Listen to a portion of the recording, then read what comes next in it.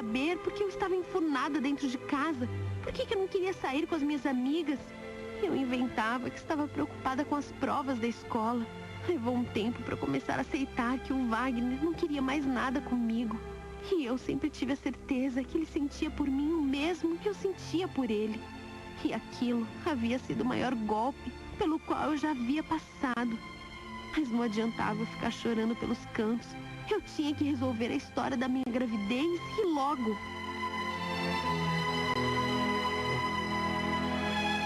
Quando eu fui procurá-lo, acabei dando com a cara na porta. E eu fui até o bar onde ele costumava ficar. Eu nunca tinha ido até lá, mas eu sabia que ele morava ali por perto. Era um bairro horrível, perigoso. Eu nunca tinha me dado ao trabalho de ir atrás dele antes. Cheguei e fui logo falando que ele precisava me ajudar.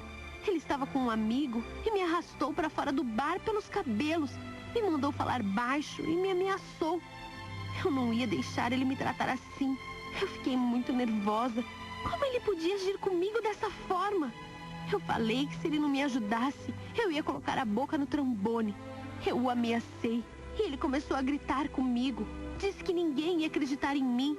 Ele mandou eu e meu filho pro inferno e deixou bem claro que se eu o procurasse de novo, ele ia me bater tanto que aí sim eu teria o aborto que eu tanto queria.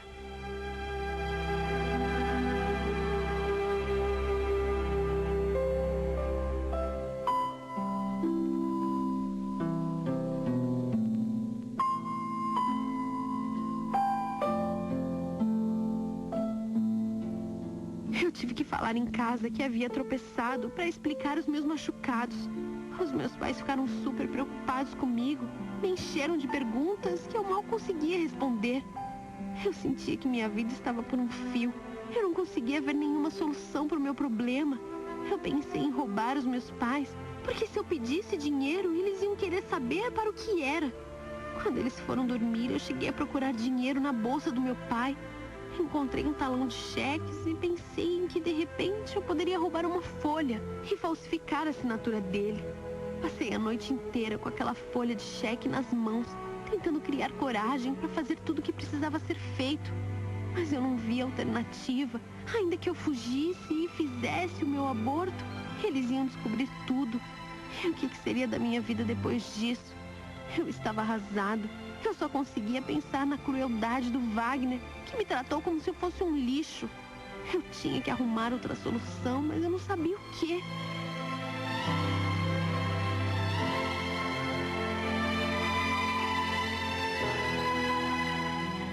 Semanas depois, eu comecei a enjoar. Eu me sentia muito mal e passava muito tempo no banheiro vomitando, tomando o maior cuidado para que ninguém desconfiasse do meu estado. O tempo estava passando e eu não conseguia pensar em nada. A minha mãe um dia me pegou vomitando no banheiro e ficou super preocupada. Eu falei que havia comido alguma coisa estragada e ela queria me levar no médico. E eu dei um jeito de fazer com que ela desistisse da ideia. Mas eu sabia que ela ia ficar de olho. Eu passei a sentir raiva do Wagner. Todo o amor que eu tinha por ele evaporou. E essa revolta me tomou por inteiro. Eu não podia ter aquela criança, mas estava ficando muito tarde para fazer um aborto. Eu sabia que eu correria sérios riscos quanto mais eu esperasse o tempo passar.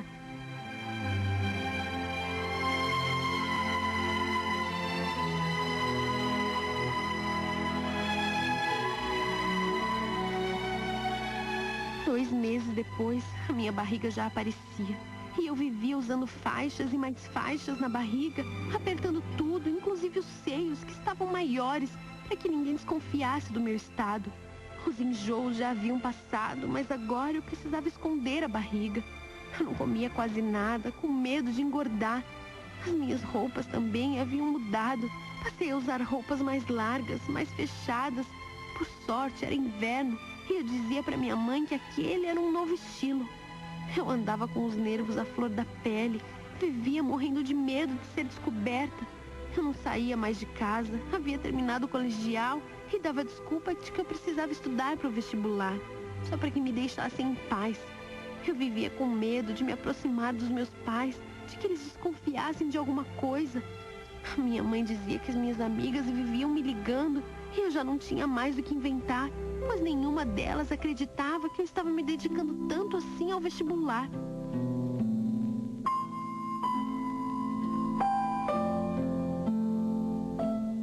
Quanto mais o tempo passava, mais eu sofria para manter as aparências, na tentativa de que ninguém desconfiasse que eu estava grávida.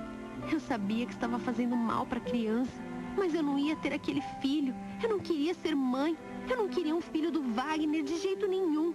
Eu levava um bom tempo para me enfaixar toda. Apertava o máximo que eu podia até doer bastante, mas de um jeito que ficasse quase que imperceptível. Um dia eu estava no meu quarto quando minha mãe e o meu pai entraram e disseram que queriam conversar comigo. Na hora eu gelei. Será que eles estavam desconfiados da minha gravidez? Eles, na verdade, estavam preocupados. Diziam que eu andava muito triste, que eu não saía mais de casa. Chegaram a perguntar pelo Wagner e eu disse que não tinha mais nada com ele. Eles me encheram de perguntas e deu para perceber que não ficaram nem um pouco satisfeitos com as minhas respostas. Eles eram meus pais e sabiam que alguma coisa não estava bem. E eu falei que eu estava precisando de umas férias. E eles disseram que eu estava merecendo mesmo. Esta foi a minha deixa para executar o meu plano final.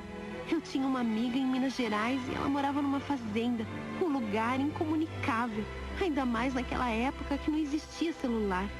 Inventei uma viagem maluca para visitar essa minha amiga. Disse que ficaria uns 2 ou 3 meses, o que era uma grande mentira. Eu precisava sair daquela casa o mais rápido possível, senão os meus pais iam acabar desconfiando. Eu mesma achava que não dava mais para esconder a barriga. E eu queria ter o meu filho longe, para que eles não soubessem de nada. Eu estava disposta a dar um fim naquela criança, pois eu não ia arruinar a minha vida por causa de uma mancada. Arrumei as minhas malas e a minha mãe estava super preocupada comigo, mas me apoiou em tudo. Ainda bem que eles me deram um bom dinheiro.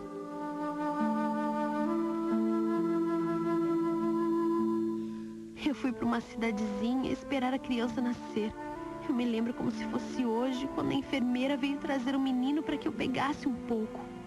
Eu disse que eu não queria ver o bebê, e ela achou que eu estava falando isso da boca para fora, e mesmo assim colocou a criança sobre mim. Eu não queria nem olhar aquele menino, mas não teve como. Ele era perfeito, era lindo, meu filho. Cheguei a chorar de emoção. Tanta coisa havia se passado, tanto sofrimento, e agora ele ali na minha frente. Eu não podia me deixar levar pelos meus sentimentos, e eu sabia que por mais que o instinto falasse mais alto nessas horas, eu tinha que pensar em mim. Era um preço muito alto assumir aquele bebê, ainda mais depois de ter escondido a minha gravidez até o final. Eu não ia arruinar a minha vida por causa disso.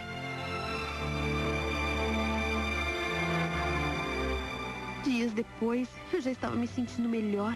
Já tinha feito uma pesquisa e escolhido o lugar onde eu ia deixar o meu filho. Eu estava muito nervosa, pois os dias se passavam e eu estava começando a me afeiçoar ao bebê. Eu não podia agir com o coração, eu tinha que retomar a minha vida. E foi assim que eu bolei um jeito de dar esse bebê. Numa madrugada, eu levei em uma cesta e deixei o meu filho na porta de uma casa, onde eu já tinha visto que haviam crianças. Parecia que era um casal muito bom que morava ali. Eles tinham uma bela casa e, com certeza, cuidariam do meu filho. Era como se eu tivesse deixado um pedaço de mim ali, mas eu não podia assumir aquela criança. Depois de tudo que eu passei, eu só queria voltar para casa e recomeçar a minha vida. E foi assim que eu deixei ele bem ali, sozinho em uma cesta, na madrugada. Abandonei o meu filho para salvar a minha vida.